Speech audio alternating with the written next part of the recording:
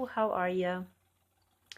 Well, I will do another video today, and yeah, I've been doing a lot of research on these entities. I call them entities. I think I mentioned in one of my previous videos about this Cherry Marcinski, who was interviewed by Carmen Stutter Mirror, and he was talking about his work as a psychologist in a state prison, and doing some research with schizophrenic patients, and discovering that these schizophrenic patients really heard voices. They were real voices. Maybe not voices that everybody else hears, but the people hear the voices, and that they're really entities that are speaking to these people. And I thought that was interesting because I believe that myself. The work that I have been doing as a clinical mental health person. So now the question, of course, is who are these entities? And this Cherry, I've been listening to him quite some more. You know, he believes that these entities are demons. Demons and, yes, entities from other dimensions that are not, they don't have our best interest in mind. So yeah, basically, if he would have gone to the Bible, he would have told us that they are really demons, the demons that Jesus cast out. So then I have done some videos on who are these demons, and if these people are hearing these demons, okay, so these demons have been around, but they're just kind of silenced, that's what this Cherry is saying, through the psychotic drugs, but they're really there. Of course, people are telling us, oh no, those are not demons, right? These mental health professionals. Oh no, it's a imbalance, chemical imbalance or whatnot. And in reality, what do we still have? We still have demon possession, and people are ignoring it. There's a lot of this going on. Now, some of the demon possessions, people don't go crazy. They hear these voices, they know who they are, and they don't mind following these voices. I have somebody that I know that thinks that these things in his head are not bad things, okay? And he even thinks that, yeah, they are his own voices, his parallel self or whatever. And yeah, they have no idea the danger that they're in. So I've continued to kind of do some research, actually through this Carmen Stutter. I also listened to another interview that she did with a Christian. Now, this Cherry Marcinski is not a Christian, but hey, it's good to know the information about this.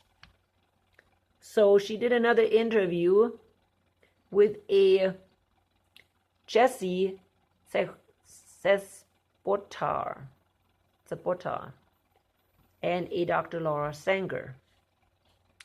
In the meantime, I have been watching more of Dr. Sanger's videos. She has a YouTube page, actually, Dr. Sanger's YouTube page. I don't remember, Chain No More or something, what her YouTube page is called. I'll put it on the bottom in the description box. So I have listened now to this Laura Sanger, and she has written a book, and she's tracing back the Federal Reserve all the way back, I think, to Nimrod. and the Nephilims. I hope you're not new, because I have talked about the Nephilims before and did a clear definition what the Nephilims are. If you're new, the Nephilims are, and again, according to Sanger, Sanger, who is really a Bible-believing, following Jesus person. And that's why I really like to listen to her things, because I got Jerry's book, and which is good, but it's very hard to read it, especially at night before you go to sleep, because it talks about really demon possession. And these demons are these fallen angels talking to people. Now, I want to do more research with Dr. Laura Sanger, because she gives me, biblical advice how to defeat these entities. And again, she's saying that these entities started with the Nephilims, which are before the flood. The sons of God, and I know a lot of people interpret sons of God false. The sons of God are angels. Okay? Sons of God are angels. And they're not as sons of God like Jesus. Jesus is the Son of God, is the Son of God. But really the difference is that Jesus is a representation of God. Okay? He's an incarnation. He's a human part of God. And that's why he's called the Son. Like the Word was with God and the Word became flesh. Okay? Different than the created beings of the angels. The angels are created beings like the human beings are created beings. Period. Okay? They are not a reincarnation of God. They are not God themselves. Okay? They're sons of God. They're separate. They're created. I don't think Jesus is created.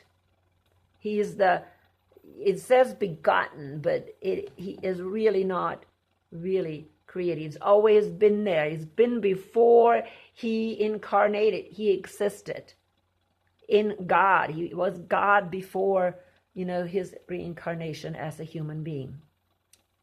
But the angels were created beings.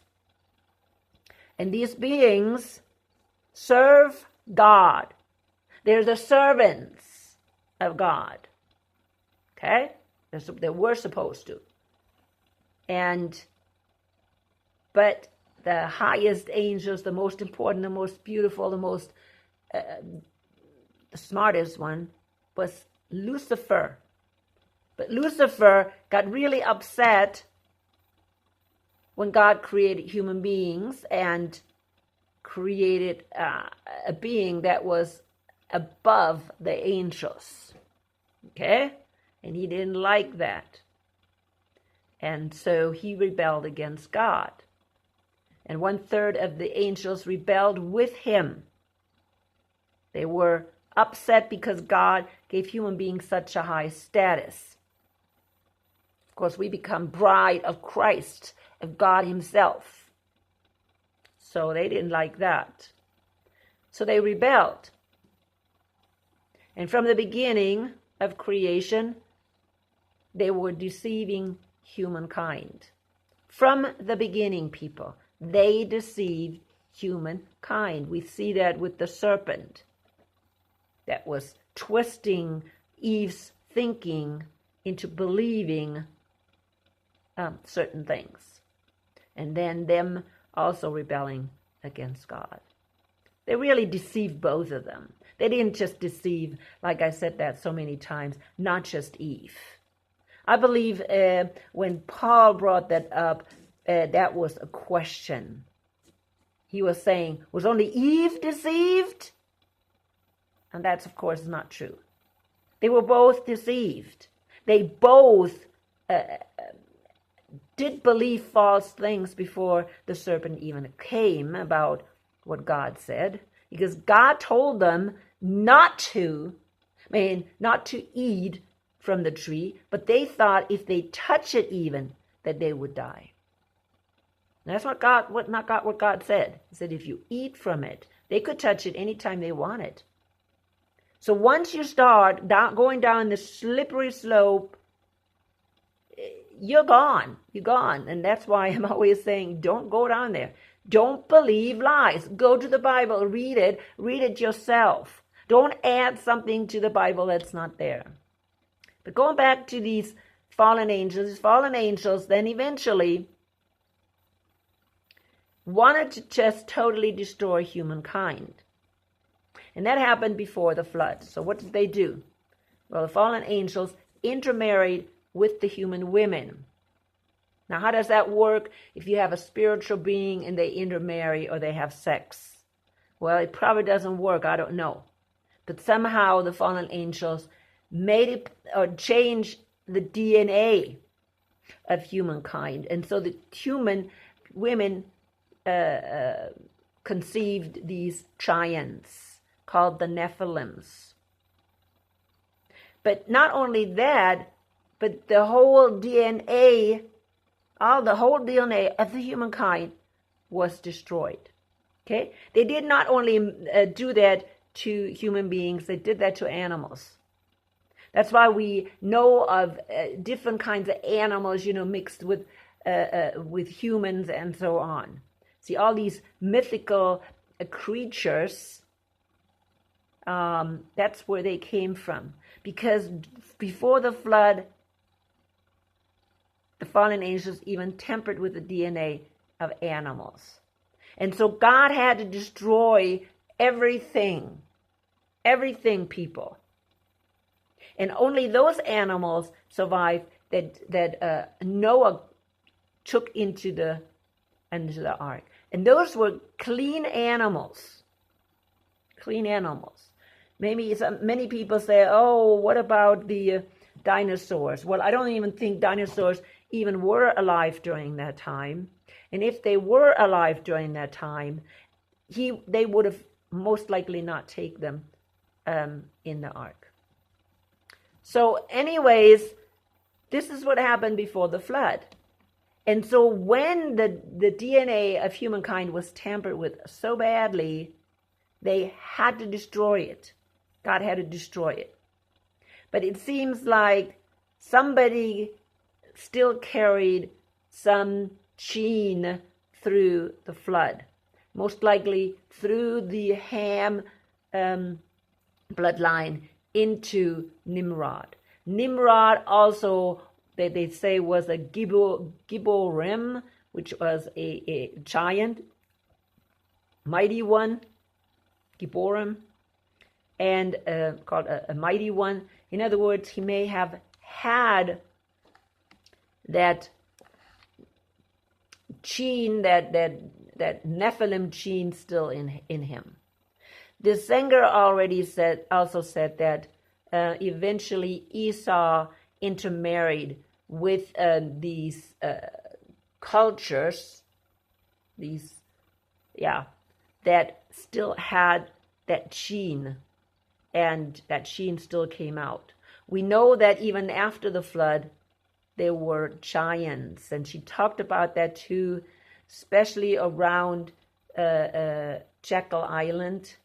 They found giant skeletons there.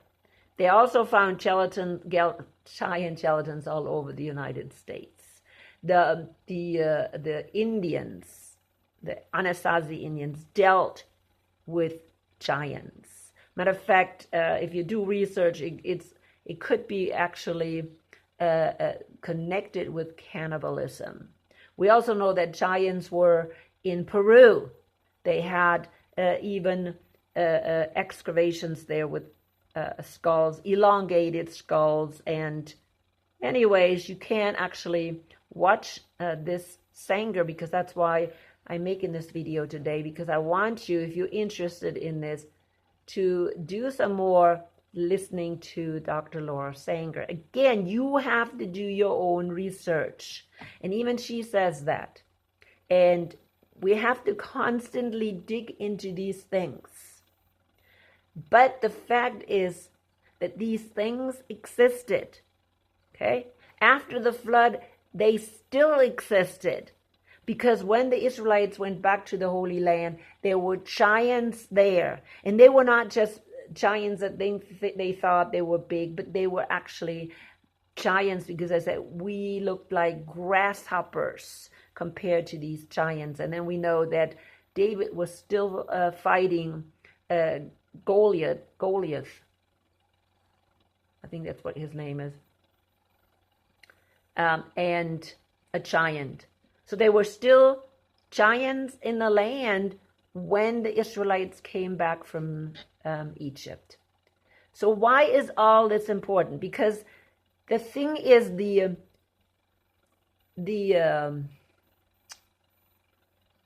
souls of these giants, okay, these Nephilims, and it's not just the regular giants, big, tall people, whatever, but the souls of these Nephilims, these hybrid, these angels and human mix, they actually also survived, but they have to be on this earth as souls, and they're always looking for hosts. The fallen angels, they can, I think, create a body so they look like human beings. But the Nephilim souls, they need a host. So the singer was tracing back these Nephilims and these works of the Nephilims all the way back from Nimrod to the United States and the founding of the Federal Reserve. Now, I haven't listened too much to that part, but that's what her book was about. She was writing this book and this research, tracing back the activity of these Nephilim hosts. Okay? Nephilim hosts. In other words, these Nephilims go from people to people to people. They always find another host, and that these hosts created the Federal Reserve. Now, knowing everything that's going on, that should actually not surprise us, right?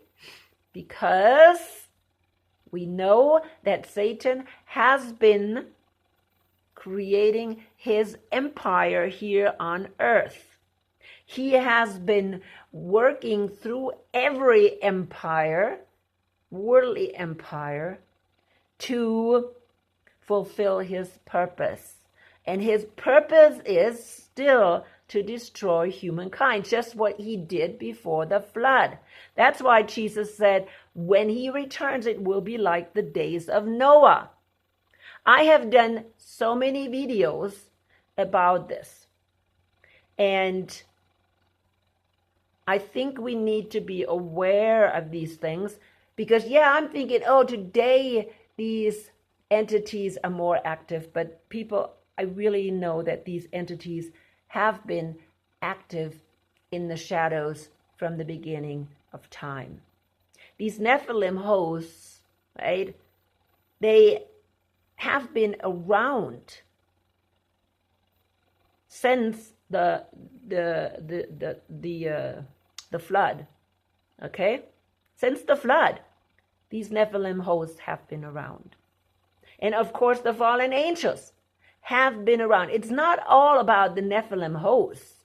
The Nephilim hosts will go into somebody else. It's the same Nephilims, the same entities that this Jerry was talking about. Jerry Marcinski was talking about, that are whispering in people's ears and that are sucking the energy out of them. Same Nephilim souls.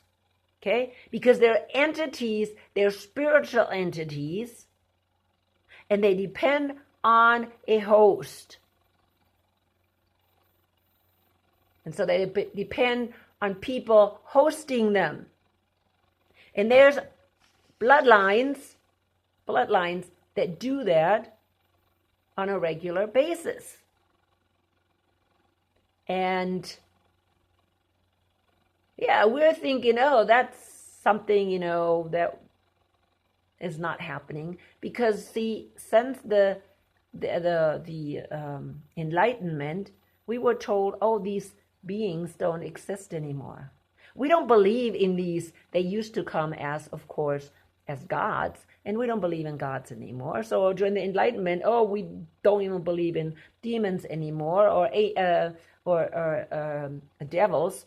And so what do we have left? So they had to come in other ways. So they still had to find some hosts, or even leech on hosts, right? To destroy them, to get their energy, because that's what they like to do, or mess them up in their brain, or even afflict them as sicknesses. But see, what we have done today is, we find other reasons why people are sick. These teeny little parts, I don't want to call them animals because they're not animals, teeny little parts with this letter right here, they're making us sick today. But hey, these demons or these entities, they don't make us sick anymore, right? We have different reasons. So when these demons mess up somebody's brain, we just sedate them and put them on medication. And that causes a lot more side effects than anything else. Listen to this Cherry Marcinski, and he's telling you.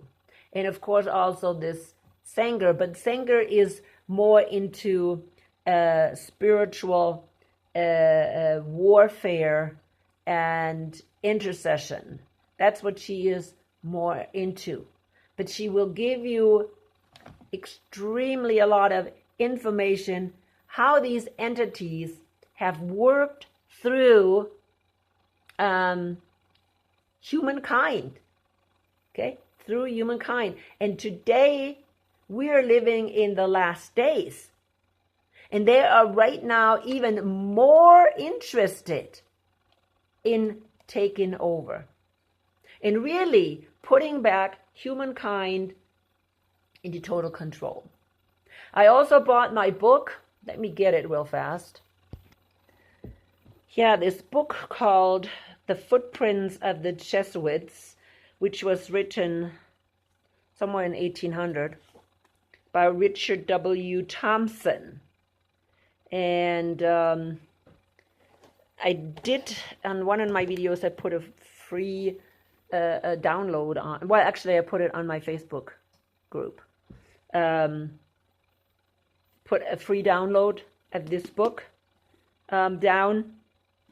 And I finally got my book, and it is very, very interesting. Yeah, it's just kind of a summary of the history of the Jesuits and their beliefs.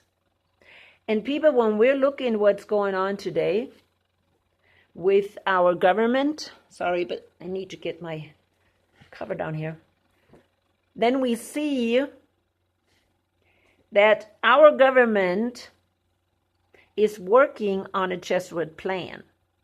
That Jesuit plan is that we have no more free will and that we are absolutely, totally under an authority, a state, which then answers to a religious agency, which is the Pope. Everybody is saying, oh, this one world religion. Yeah, this one world religion has been existing for a long time. And of course, these Nephilim hosts, Nephilims, or these entities, these fallen angels, they are using these institutions that work on this plan. Okay? They have created those. And when you look at the Jesuits, they are an absolute institution that was created by Satan. See, the Pope, they created the papacy But I think papacy eventually could not pull through the ideas that Satan has for world dominion. And so that's why he created this secret organization, the Jesuits. Because the Jesuit order, which is the army, okay, that works for the Pope and that will keep the Pope in power, okay, they had to be created by Satan. Now, I mean, people say so many times, oh, the Antichrist, the Antichrist. Now, I read in this book, the infallibility, it's called, I think, infallibility, right? That the Pope cannot, actually without sin, the Pope cannot make any mistakes. And I think that's what it's called, infallibility. And that did not come into existence until actually when this guy wrote the books in 1800 and something. It started when they said that Mary was conceived without sin as well. Okay, that's when they come up. The same Pope, and I think it was Gregory. Was it Gregory? There's something I don't remember anymore. But one of the popes during that time then eventually declared himself, in other words, without sin, without being able to make any mistakes. That means he made himself God. Okay? Before they were also saying, oh, we are, we're like God, we're the representative of God. But then when they say, oh, we cannot make any mistakes, we are like God, that's what they said. Infallible, I think that's what it's called. That is the doing of the Jesuits. Because now you cannot question any pope anymore, and they have absolute power. Absolute power. And of course people say, well, but the Pope has nothing to do, in our country. But every Catholic, I don't care who it is, will have to put the Pope first. So when you put a Catholic in leadership in this country, the Pope is always first. And that is exactly what we have today. We have a Catholic president, and he will answer to the Pope. Okay? He used his family Bible to swear on when he became president. That means his family Bible is a Catholic Bible, and he swore that the Pope will always go first. Okay? That's what it is. Every leader in our government who is Catholic will answer to the Pope first. And that's where the problem comes in. This is why we're having a government that right now is pushing towards, again, totalitarianism. Okay? They want totalitarian, total power. Okay? That's exactly what Biden wanted and pushed for with this, okay, which I can't mention. But you know what I'm talking about. This is the one that he tried to get this power, this ultimate power, this total power, that he then surrenders to the Pope, has to surrender Pope because he's a Catholic. When Kennedy became a president, he promised to the Protestants not to go by the or bow to the power of Catholicism, of the Pope. And that's why I believe he was killed. But Biden didn't do that because nobody really cared. Nobody cared. No Protestant was in the way to stop. Biden from becoming president. See, they snuck it in. Every president before Biden had a Catholic vice president who ran the show anyways. Okay? Every one of them. So it's very interesting to see the ideas of the Jesuits. This total surrender. Okay? Total surrender to authority. That is their idea. Total surrender to authorities. And that is exactly what is dangerous to our Constitution. Because our Constitution is exactly the opposite. And this is exactly what the Pope and what these Jesuits do not want. It is our constitutions, and they are in the business of destroying it. And today we are in the middle of it. Why? Because we don't even know who our enemy is anymore. In other words, you're a Protestant, you are so watered down that you don't even know your enemy anymore. Okay? You have opened your enemy the door wide, not just into the churches, but also in politics. Of course, we as Protestants, we are open, right? We believe God gave everybody a free will, and that's okay. That's okay. As long as we don't have somebody pushing this totalitarian idea. Okay? We do it. Really, they should have impeached Biden right away when he tried to do that. When he tried to force somebody to get this right here. Okay? Because that's what he was trying to do. This is unbelievable what has happened. Unbelievable. And more is coming out about it. But it's boiling down to the Jesuit idea, to the Jesuit theology. Anyways, I, again, like I said, made this connection between this